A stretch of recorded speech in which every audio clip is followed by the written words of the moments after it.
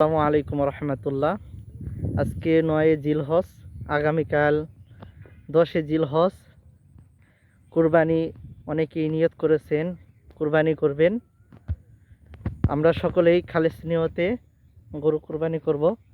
আল্লাহ তাআলা জানে আমাদের কুরবানিকে কবুল করে নেন।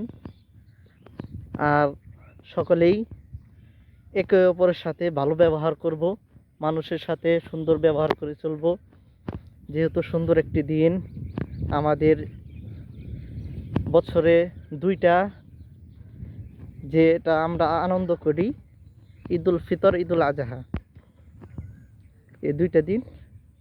এখন আমি নদীর পাশে আসলাম, দেখেন কি সুন্দর পরিবেশ,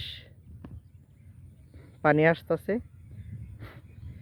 আমাদের এই সখীপুর বহেরাতুল নদীর পাশে মাগরিবের আগ মুহূর্তে দেখেন এই জায়গায় পানি ভরপুর থাকে। এই সিজনে অনেক পানি হয়ে যায়, অনেক মানুষ দূরে থেকে আসে, ঢাকা থেকে আসে বেড়াতে গ্রামের বাড়িতে। এই তারিখে একটু পানি আসতে দেরি হয়েছে। অনেক মানুষ এমনি বেড়াতে আসবে, কিন্তু আমাদের এই আশেপাশে নৌকা থাকে, নৌকাতে অনেক ঘোরাঘুরি করে। এদিকে অনেক পানি ভরপুর থাকে, পানি আসতেছে। কেবল আপনাদেরকে সুস্বাগতম জানানো হলো। আপনারা সকলে বেড়াইতে আসবেন আমাদের সখীপুর বহেরাতুল। ওইটা দেখা যাচ্ছে আমাদের বেতুয়া গ্রাম, আর এই সাইডে হচ্ছে বহেরাতুল। আমি বিলের মাঝখানে আসছি,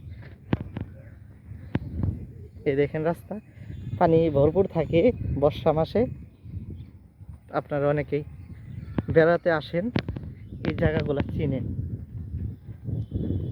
এই মুহূর্তে অনেক সুন্দর পরিবেশ,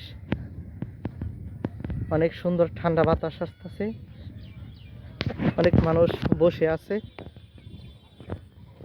এই জায়গায় রেস্টুরেন্ট আছে। এই জায়গায় দেখেন মাছ ধরার জন্য কি পদ্ধতি ব্যবহার করছে, অনেকগুলো মাছ পাওয়া যায়। আপনাদের সকলকেই দাওয়াত রইল, আমাদের এই জায়গায় আসবেন। আসসালামু আলাইকুম রহমতুল্লাহ। আরেকটা বিষয় হলো, আমরা অনেক জায়গায় অনেক কাজ করি, কিন্তু